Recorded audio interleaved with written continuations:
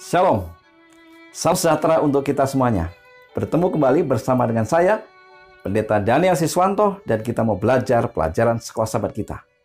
Kita sudah tiba di pelajaran yang ke-11 dengan judul Melaksanakan Kasih. Namun sebelumnya, mari kita tunduk kepala dan berdoa. Bapa di surga, Allah yang Maha Baik, bila mana kami akan mempelajari firman-Mu melalui pelajaran sekolah sahabat, urapi kami dengan kuasa Roh Kudus Tuhan. Terima kasih ya Tuhan, dalam nama Yesus kami berdoa. Amin.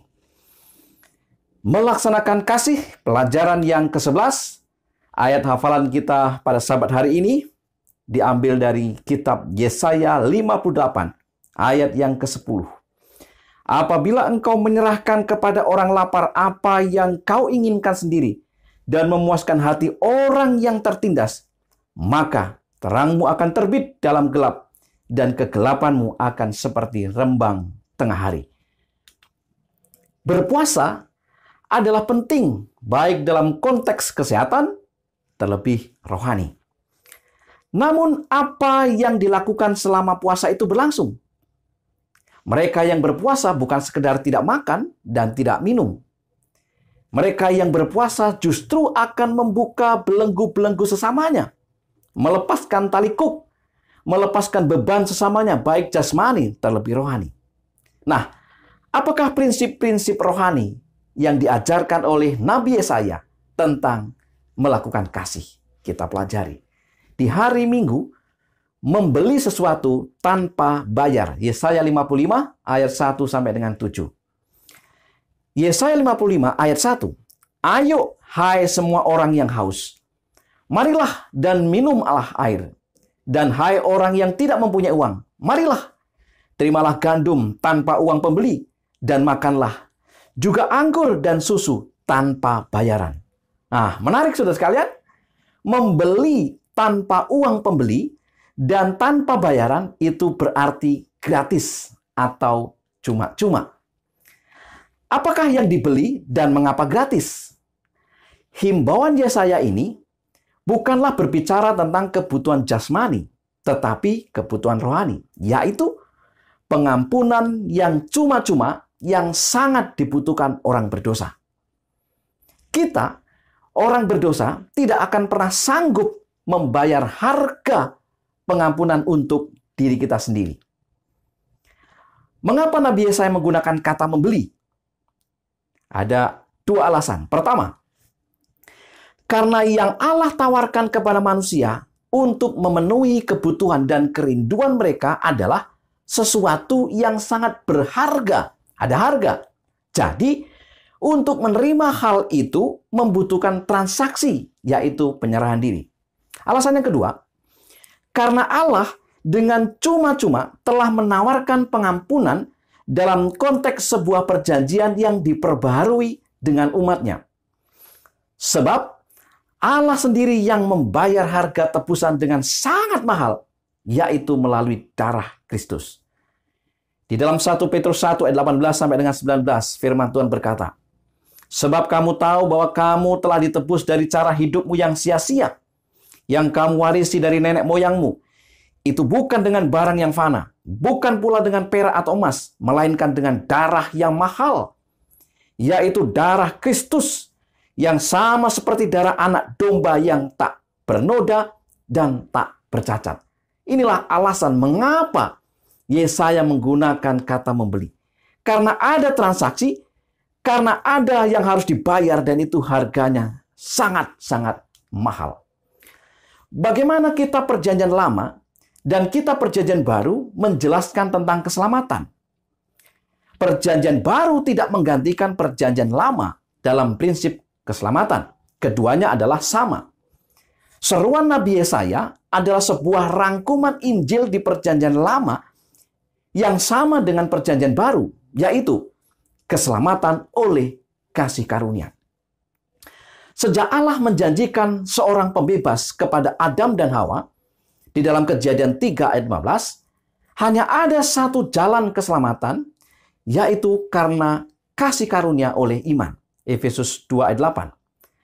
Atau juga, karunia Allah ialah hidup yang kekal di dalam Kristus Yesus Tuhan kita.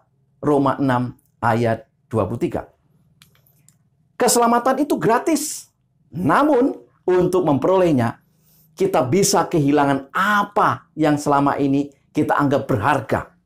Seperti contoh-contoh berikut ini. Apa saja kehilangan yang bisa saja kita kehilangan yang berharga itu? Yang pertama, kita harus bersedia kehilangan nyawa karena iman pada Yesus. Matius 10 ayat 39. Kita juga harus mau menyangkal diri dan pikul salib. Dan itu artinya kita harus hidup penuh pengorbanan. Lukas 9 ayat 23. Atau kita juga kehilangan sesuatu, ya, yaitu mencintai Yesus melebihi ikatan cinta keluarga. Kita bisa kehilangan ayah, ibu, saudara laki-laki, atau saudara perempuan. Lukas 14 ayat 26. Dan ini juga penting. Kita harus melepaskan diri dari segala ikatan keuntungan duniawi. Jadi kalau kita masih mencintai dunia, kita harus rela melepaskannya. Kita harus rela kehilangan itu. Untuk apa? Untuk memperoleh keselamatan itu. Namun saudara sekalian, segala upaya manusia untuk memperoleh keselamatan oleh usahanya sendiri selalu berakhir dengan sia-sia dan keputusasaan. Manusia perlu mengetahui dan mengenal Yesus dan apa yang Yesus telah lakukan bagi kita, bagi manusia itu sendiri. Melalui apa?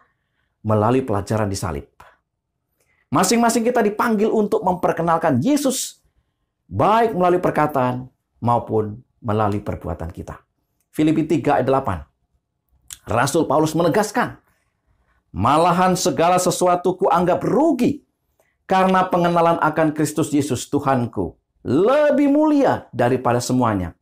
Oleh karena dialah aku telah melepaskan semuanya itu dan menganggapnya sampah supaya aku memperoleh Kristus.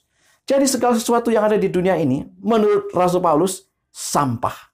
Setelah mengenal Yesus, justru itulah yang paling utama, saudara sekalian.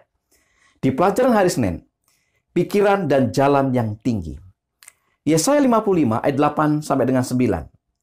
Sebab rancanganku bukanlah rancanganmu, dan jalanmu bukanlah jalanku, demikianlah firman Tuhan. Seperti tingginya langit dari bumi, demikianlah tingginya jalan Tuhan dari jalanmu, dan rancanganku dari rancanganmu. Apakah yang tidak dijelaskan oleh dua ayat tersebut? Apa kira-kira yang sulit untuk kita pahami ini? Ya, jalan yang tinggi ini. Apa yang mau dijelaskan? Pertama, Allah adalah pencipta alam semesta. Yang di dalamnya ada berbagai hal yang tampaknya sederhana, namun mengandung misteri. Sehingga pikiran kita tidak sanggup memahaminya. Dialah Allah yang jalannya melampaui apa yang bisa kita pahami sepenuhnya. Yang kedua, dari semua misteri di alam semesta ini, misteri terbesar adalah rencana keselamatan. Sebuah misteri yang sedikit saja kita dapat pahami. Selebihnya kita nggak tahu. Yang ketiga, pikiran kita tidak sanggup memahami bagaimana pencipta alam semesta ini, ya, dari kemahatauannya, kemahakuasaannya, Allah yang maha kuasa, Allah surgawi, yang mau menderita menjadi hamba, menjadi manusia, untuk mengorbankan dirinya bagi penebusan dosa. Untuk apa, saudara sekalian? Agar dia bisa mengampuni saya dan saudara dan menunjukkan rahmat-Nya kepada kita. Dan inilah kebenaran yang akan menggetarkan seluruh makhluk ciptaan di sepanjang masa. Sesuatu yang sulit kita bayangkan. Kita tidak bisa memahami hal itu. Dalam tulisannya, Ellen G. White mengatakan, tema penebusan adalah suatu hal yang rindu untuk dipelajari oleh para malaikat. Itu menjadi ilmu dan laku dari orang yang ditebus di sepanjang zaman kekekalan. Saya dan saudara selalu merindukan untuk penebusan. Kenapa? Karena dosa yang telah kita lakukan, saudara, berdampak sangat berbahaya. Upahnya adalah maut dan kita perlu ditebus. Dan Allah melakukan hal itu. Dari semua orang berdosa yang diampuni, segala dosa dan segala kesalahannya termasuk saya dan saudara. Tuhan mengampuni saya dan saudara. Bagaimana saya dapat diampuni? Ini adalah sebuah misteri. Pikiran kita tidak sanggup memahaminya. Kita hanya dapat mengimani, bersyukur, dan memuji Dia. Allah itu kasih adanya. Di pelajaran hari Selasa, teman puasa. Yesaya 58 ayat 1 sampai dengan 8. Di dalam Alkitab, banyak contoh bagaimana puasa dilakukan. Ada yang melakukannya atas petunjuk Tuhan, namun ada juga dari motivasi diri sendiri, masing-masing dengan tujuan tersendiri. Satu-satunya puasa yang diperintahkan Allah adalah berpuasa pada hari pendamaian. Imamat pasal 16.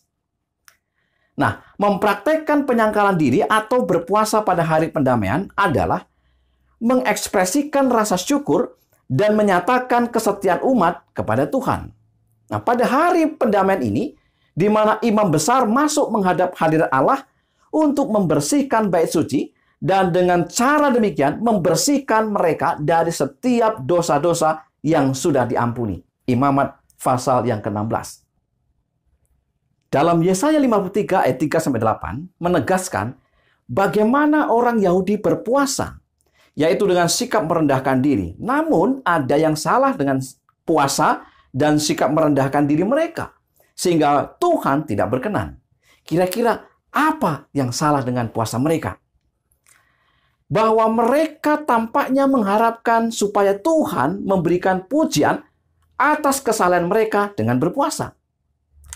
Yang kedua, dalam berpuasa dan merendahkan diri, mereka tidak menunjukkan roh yang berterima kasih dan dipenuhi rasa syukur kepada Allah yang menyelamatkan mereka pada hari penghakiman. Tetapi, motif mereka adalah mendapat persetujuan Allah atas kesalahan dan kesetiaan mereka. Yang ketiga, mereka lupa bahwa dosa-dosa merekalah yang mengotori tempat kudus Allah, di mana itu harus dibersihkan dengan darah yang tercurah.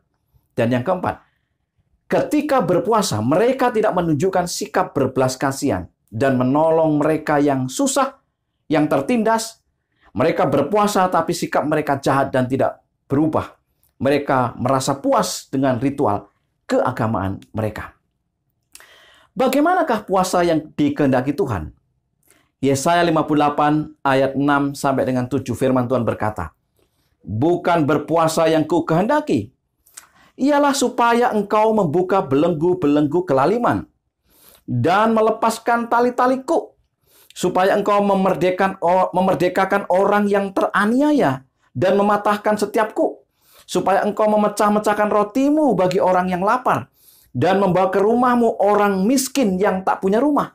Dan apabila engkau melihat orang telanjang, supaya engkau memberi dia pakaian dan tidak menyembunyikan diri terhadap saudaramu sendiri." Inilah puasa yang dikehendaki oleh Tuhan. Ada perbedaan mendasar pada mereka yang hanya sekedar beragama dan mereka yang sungguh-sungguh menjadi murid Yesus. Apa itu perbedaannya? Cepat atau lambat, buah yang dihasilkan akan menunjukkannya. Jadi, dengan buah perbuatan kita, apakah menunjukkan kasih atau tidak? Itulah yang akan membedakan. Ritual keagamaan baik, tapi berhati-hatilah agar tidak terjebak pada formalisme belaka. Di pelajaran hari Rabu, pertarungan saat berpuasa. Semua bisa menjadi orang religius. Semua bisa melakukan ritual keagamaan dengan khusyuk dan dengan formula yang benar. Tetapi apakah hanya itu yang Tuhan kehendaki?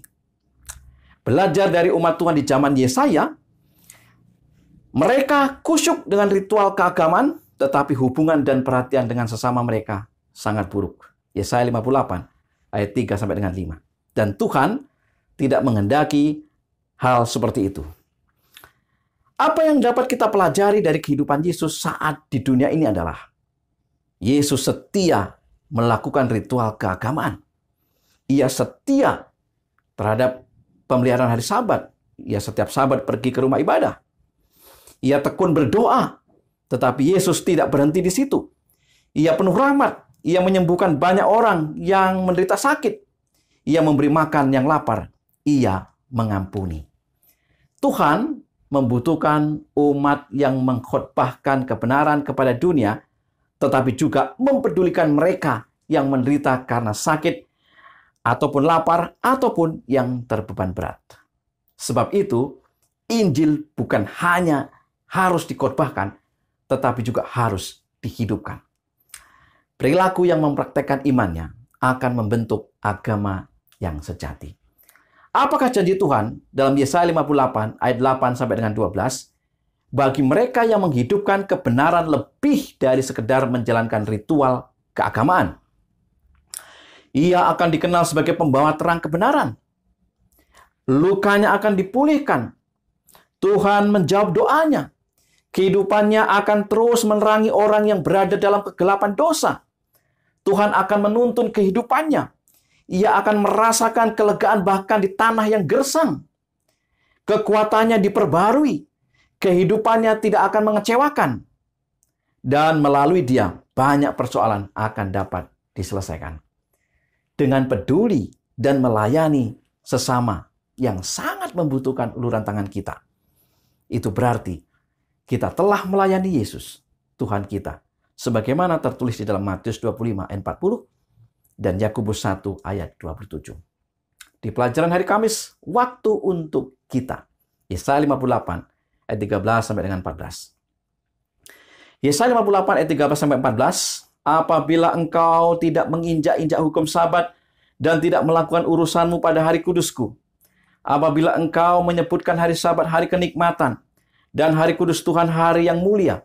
Apabila engkau menghormatinya dengan tidak menjalankan segala acaramu dan dengan tidak mengurus urusanmu atau berkata omong kosong, maka engkau akan bersenang-senang karena Tuhan, dan aku akan membuat engkau melintasi puncak bukit-bukit di bumi dengan kendaraan kemenangan. Aku akan memberi makan engkau dari milik pusaka Yakub, bapa leluhurmu, sebab mulut Tuhanlah yang mengatakannya. Ada banyak berkat kalau kita benar-benar menguduskan Sabat. Yesaya 58 berbicara tentang hari raya pendamaian. Tetapi mengapa di pasal ini Yesaya menyinggung tentang hari Sabat? Yang pertama, upacara tahunan hari pendamaian juga disebut hari Sabat. Kemudian, pada upacara Sabat khusus ini atau hari pendamaian ini sama seperti Sabat setiap pekan di mana semua pekerjaan dilarang. Imamat pasal 23. Kemudian, periode pada hari pendamaian berlangsung dari matahari terbenam hingga matahari terbenam. Imamat 23 ayat 32. Sama seperti Sabat ya di setiap pekannya. Dan yang keempat, meskipun konteks Yesaya 58 ayat 13 sampai 14 adalah upacara hari pendamaian, pekabarannya juga dapat diterapkan kepada Sabat mingguan. Yesaya 58 berhubungan dengan 3 tema utama, yaitu penyangkalan diri, kebaikan dalam bersosial, dan hari Sabat. Apakah hubungan ketiga tema utama ini? Yang pertama, 3 tema ini melibatkan konsentrasi pada Allah, prioritasnya, dan pengakuan atas ketergantungan kita kepadanya. Dengan melakukan ketiga hal ini, manusia mengejar kekudusan dengan meniru sifat Allah, menunjukkan kebaikan yang berasal dari pengorbanan diri, dan yang berhenti dari pekerjaan pada hari Sabat di akhir pekan penciptaan. Kejadian 2 ayat 2 sampai dengan 3, Keluaran 20 ayat 11. Berhenti dari segala pekerjaan pada hari Sabat merupakan kebaikan bagi manusia karena hal itu membuat mereka disegarkan kembali. Keluaran 23 ayat 12, Markus 2 ayat 27.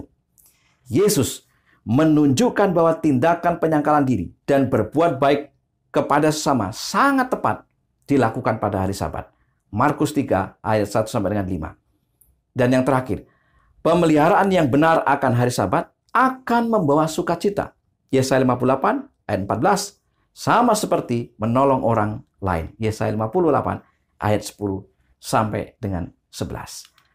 Saudara-saudaraku yang dikasihi Tuhan, mari kita renungkan dan mengevaluasi apa yang kita lakukan pada hari Sabat. Apakah kita sudah menggunakan waktu di hari Sabat untuk meringankan beban orang lain yang sakit dan yang lapar? Sikap apakah yang harus kita ubah dalam hidup kita agar kita dapat mengalami berkat-berkat Sabat secara pribadi? Mari kita terima tantangan ini. Sebagai kesimpulan akan pelajaran sekolah sahabat kita. Yang pertama, manusia perlu mengetahui dan mengenal Yesus dan apa yang Dia telah lakukan bagi mereka di salib. Yesus telah membayar biaya penebusan kita gratis. Kita cukup menerima dengan iman. Yang kedua, ritual keagamaan baik, tapi berhati-hatilah agar tidak terjebak pada formalisme belaka. Puasa harus disertai dengan tindakan belas kasih kepada sesama. Yang ketiga, dari semua misteri di alam semesta, misteri terbesar adalah rencana keselamatan. Sebuah misteri yang sedikit saja kita dapat pahami. Bayangkan, Raja Sorga harus menjadi hamba, menjadi manusia, mengorbankan dirinya, mati di kayu salib untuk menebus saya dan saudara. Sebuah misteri yang sangat luar biasa. Kemudian yang keempat, Tuhan membutuhkan umat yang mengkhotbahkan kebenaran kepada dunia, tetapi juga mempedulikan mereka yang menderita karena sakit atau lapar atau yang berbeban berat. Artinya, tidak cukup kita hanya berkhotbah. Perlu tindakan kasih dalam hal ini. Dan yang keempat, pemeliharaan yang benar akan hari Sabat akan menolong kita, akan membawa kita kepada sukacita. Dan itu sama seperti nilainya ketika kita menolong orang lain. Kiranya ini menjadi berkat bagi kita. Mari kita tunduk kepala dan berdoa. Tuhan di sorga, bila mana kami sulit memahami akan pelajaran ini, sungguh kami berdoa agar kuasa Roh Kudus-Mu menjadi bagian kami dan memberikan kepada kami pengertian sehingga pelajaran ini bukan saja kami terima, tetapi benar-benar kami boleh praktekkan. Terima kasih ya Tuhan. Dalam nama Yesus kami berdoa. Amin.